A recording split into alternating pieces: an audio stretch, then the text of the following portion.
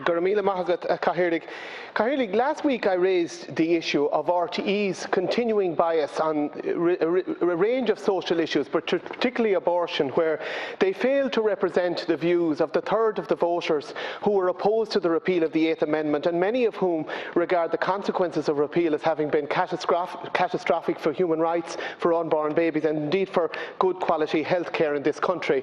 And last Sunday RTE was at it again with a gushingly one-sided celebration of repeal on the Today with Miriam show, with no attention paid to the voices who believe that human lives are tragically being and unjustly lost here.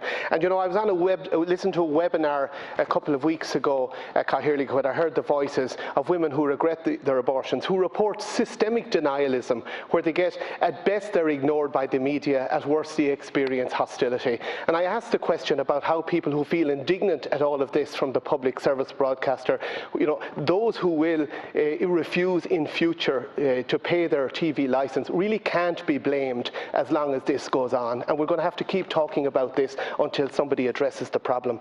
Today, Cahirlig, I want to raise also the issue of what are called patient private property accounts, or PPP accounts for short. Essentially, these are accounts that are administered by the HSE on behalf of vulnerable people who are in long-term residential care facilities run by or on behalf of the HSE. And it applies particularly to older people, those with mental health issues or intellectual disabilities, and to wards of court.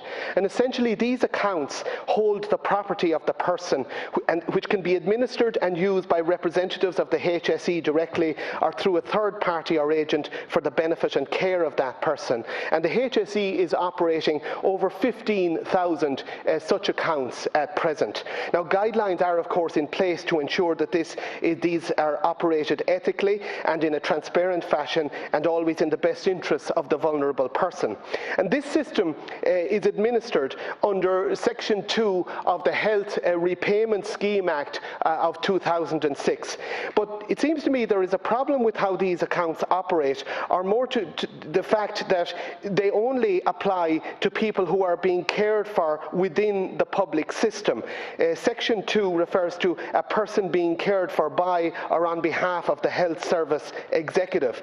So people who are being cared for in private nursing homes, no matter how vulnerable they are, do not get the benefit or the protection of such a scheme. And I've received representations on this from people who are familiar with the sector, who work in the area of the rights of elderly and vulnerable people, and they say that they believe that this puts patients in these private homes at a disadvantage.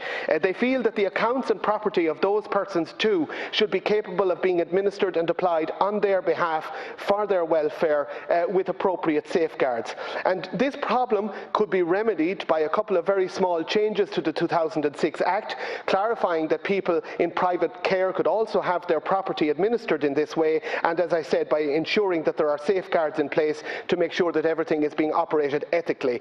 I'd ask for a debate on this issue, perhaps in the context of the position of nursing homes more generally in the wake of the COVID pandemic, but I would be very interested to know whether the government has considered this and whether it plans or has any plans to address this lacuna in the law and in our policy in relation to the protection of persons in nursing home care. Thank you.